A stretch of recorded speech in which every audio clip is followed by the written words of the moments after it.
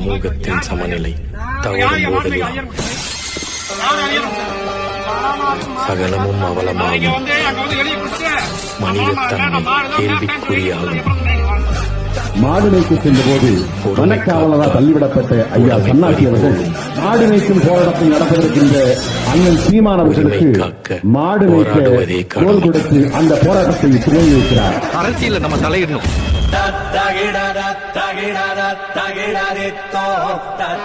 எந்த இடத்திலே அவரை கீழே தள்ளி அவமதித்தார்களோ அதே இடத்திலே ஆகஸ்ட் 3ஆம் தேதி பலாயிரக்கணக்கான மாடுகளை ஓட்டிக்கொண்டு போய் அவர்களுடன் நாங்கள் மலையேறி மாட்டை ஆட்டை மேய்ப்பது என்று முடிவெடுத்திருக்கிறோம்.